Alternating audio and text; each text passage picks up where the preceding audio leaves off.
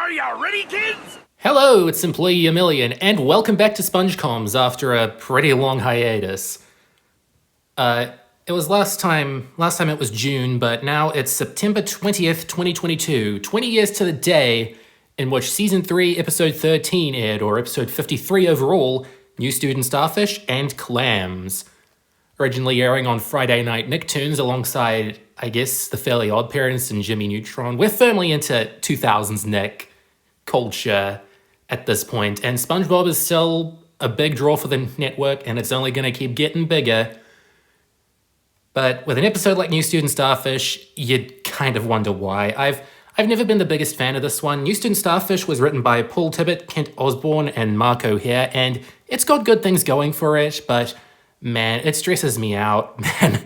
I've eased up on it over time. I don't think it's a bad episode by any stretch of the imagination, but boy, if you had a tough time in school, this episode's going to be a tough time for you, no matter how old you are.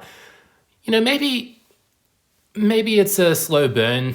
Maybe when I'm like 70, if I'm 70, I can look back and laugh at this sort of stuff a lot more easily. But for now, it's an okay episode and a great season, and I really just don't have much to talk about with this one.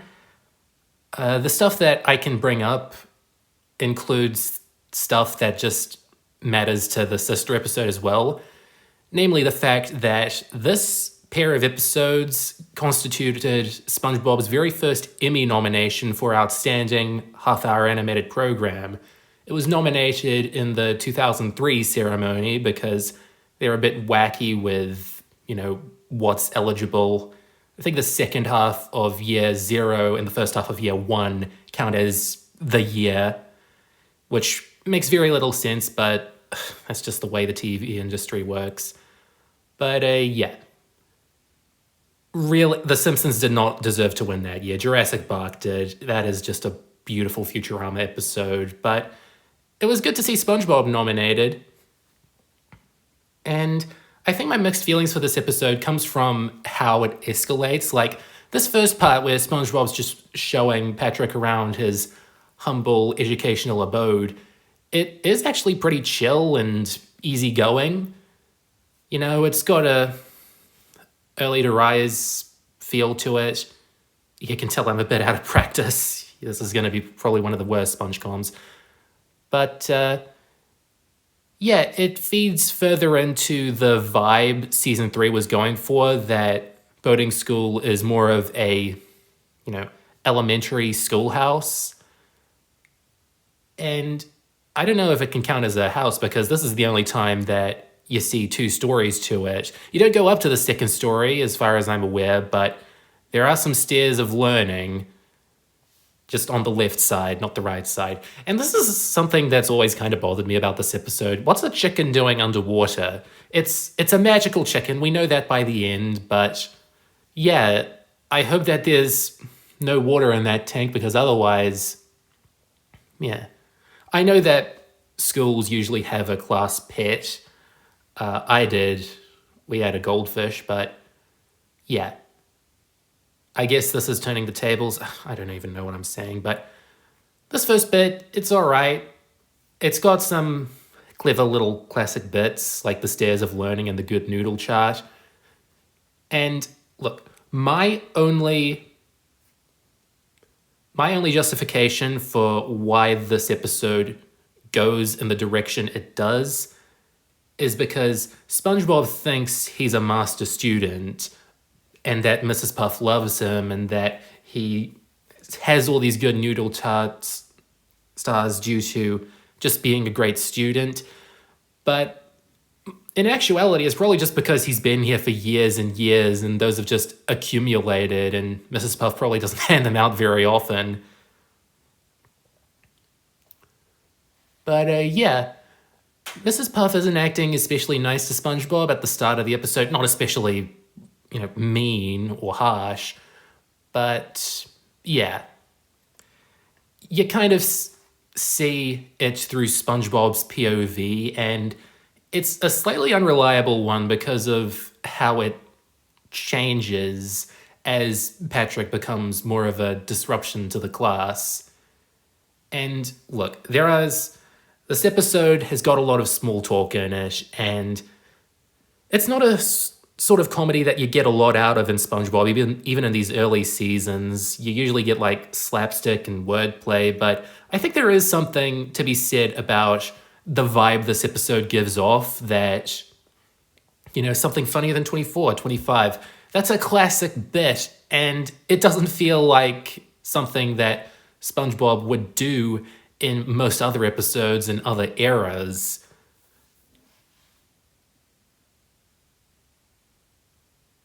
Oh, and here's the big fat meanie drawing, which, I like the drawing, I like the punchline to this joke, but it leads into probably one of the most agonizing sequences in SpongeBob history up to this point.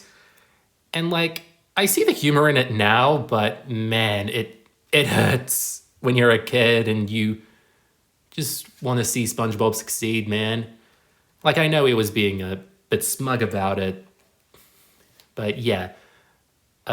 Downward trajectory now for the next wee while. I still see the humor in it. I still don't think that Patrick is intentionally being mean or abrasive or hurtful to SpongeBob. He just doesn't get the vibe of school, and that's where the conflict is coming from. Because, Patrick is pretty stupid. I think most kids who've always watched SpongeBob would be like, I'm smarter than Patrick. And yeah, you look at this and you think, yeah, he doesn't have school smarts. Odd little quirk about the animation in this episode is that they draw SpongeBob's arms really tiny in some shots. Sometimes it isn't so bad. But then in other times they're a third of the size they usually are. And I don't know if it was a layering error or if they just kept it in for comic effect, but I prefer the latter because his teeny little arms, oh my god, such a silly little moment, but I don't know, it grows on me. There's a lot of stuff in this episode that's frustrating and a lot of stuff that grows on me.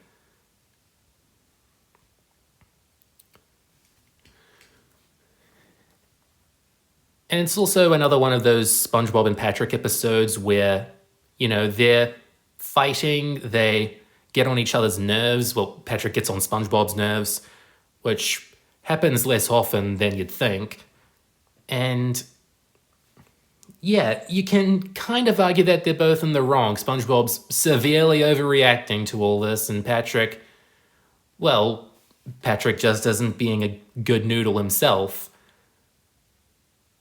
But over the course of the episode, they kind of let all the air out and work together to save Roger at the end, and that's pretty good. This little hallway scene, it doesn't feel like a SpongeBob bit. Well, it has the comedy of SpongeBob to a reasonable extent, but you just don't often see them outside a locker. This is the epitome of those early meetings where Nickelodeon said to make SpongeBob more kid-like, because, yeah, he's just having a fight with Patrick outside a locker. This feels like something in one of their slice-of-life teen cartoons. Well, this doesn't. SpongeBob and Patrick not really fighting, but just goofing off. And I also like these shots coming up where Mrs. Puff announces that they've got detention. The low-angle shot of SpongeBob and Patrick is pretty effective. It's only on screen for a second, but yeah, another shot that you don't really see that much. And the May Neptune have mercy on your soul bit, that really works. Again, I don't think Mrs. Puff is bad here. It's just SpongeBob's unreliable POV that's making things a bit confusing at points. And here we've got some more classic small talk, and I just wanted to spend the next few minutes talking about possibly the most contentious thing about this episode, and that's saying something. What they did to Roger. Good lord, what did they do to him? Okay, if you've seen the storyboard, there's a few differences that I could go over, but the major one is that Roger was originally an animated character, a cartoon, and he had this little jersey on, like he was some sort of high school mascot. But at some point in the development of the episode, they replaced it with some stock footage of a chick, which you can find easily on Getty Images. And I love that as a way to end the episode. It adds to the absurdity and kind of further eases the tension after this big climax where SpongeBob and Patrick settle their differences, which is a good episode-fixing climax, in my opinion. But then some mad lad in the Art of SpongeBob server who has access to Nickelodeon's art archives for some reason that I can quite not understand, has been like finding and documenting and posting them in the Discord, which is great preservation. I would not have it any other way. But he found the Roger model that went unused, that's in the thumbnail for this episode, and it is the weirdest looking SpongeBob model that ever was made in the pre-movie era. This Tom Warburton looking high school mascot Roger with the beady eyes and the big feather hands. It looks like something out of Kids Next Door, and I love Kids Next Door's art style, but man, it would have looked even more out of place and would have been even funnier, especially considering it's a chicken underwater and they aren't making it the whole joke of the episode like in the masterpiece. Also, for some reason, Mrs. Puff has a two-way chalkboard and sort of deflates the meaning of the episode at the very end here with the whole, I don't know what this has to do with boating. But you know what? Kind of easygoing way to end what could have been a more easygoing episode, if I'm being completely honest. A lot. Now, Clams was written by Jay Lender, Sam Henderson, and Mark O'Hare, and this is a beast of an episode. I have severely underrated this one for a long part of my life. Rewatching it today has been a magical experience. I can totally see why this got nominated. Like, if one of these two episodes were the reason that they submitted this for the Emmy, I'm sure that it was Clams, because not only is it like a nautical episode, leaning into the nautical aesthetic of the show and Stephen Hillenburg's interests, but it's a parody, and like a full-blown parody of a story, and you don't often get that in SpongeBob. Once in a while, but it isn't very often. I think at this point, Mermaid Man being inspired by Aquaman is the most opaque, instance of them sending up pop culture to some extent. But here we've got a full-blown parody of Jaws. They're doing the poster for the title card. They're making fun of the soundtrack to the movie, and it's mostly about combating a deadly sea creature. Well, deadly in SpongeBob universe terms. I don't think that it would, mortally wound them.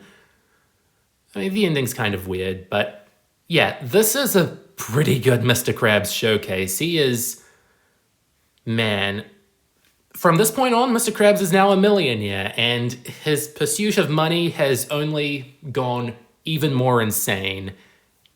And look, Clancy Brown, his voice was getting a bit higher and less authoritative at this point, but yeah, he is giving his all in this episode. He's a great voice actor, a great actor in general, and yeah, I really do think that he elevates this episode and makes Mr. Krabs still watchable, even though his mind is going off the deep end, no pun intended. I think another reason this one might have been nominated is that it shares similarities with an episode that Steve Hillenburg wrote for Rocko's Modern Life, Fish and Chumps. It was a season 3 episode where Rocco, Heifer, and Filbert go on a dinky little boat and go fishing, but the fish for them. It's sort of like a topsy-turvy thing, and that's a very good episode, and I think that they were going for a similar vibe with this one. Just this sort of silly, out on the ocean hijinks affair. And there's a lot of really good gags in this one, like SpongeBob ripping Squidward's nose off. And yeah, all 3 of the Krusty crew bounce off each other really well in this episode. SpongeBob is being an eager beaver there. Squidward is being Squidward. And Mr. Krabs is being a hypocrite right here.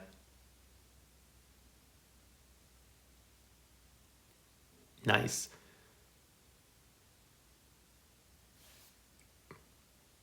And I like how a lot of Mr. Krabs episodes from around this time are all about him and a little bit of money. Like that's how much he loves money. Any little bit of it goes missing or gets damaged or eaten by a clam. Can you spare a dime? Wick painters. Krusty Krab training video. He held onto that little coin.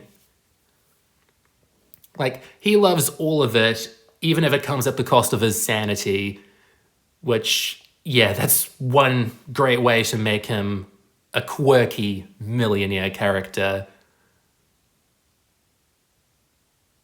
And here is the good old Jaws parody. It seems hunky-dory right now, but a hunky-dory, if you know what I mean, is going to come up and eat it. And Mr. Krabs' delayed reaction is priceless. Another great thing about this episode is that its use of paintings is unbelievably well constructed. Like, you've got that close-up of Mr. Krabs' eyes, and you've got his, fishing attire. You've got the shot of him in the clam where the clam is painted. And yeah, they're very smart about where to use paintings. And it's to accentuate the dingy feeling of being out in the ocean. Like, even the sky's a bit different. It goes from dark to light rather than light to dark.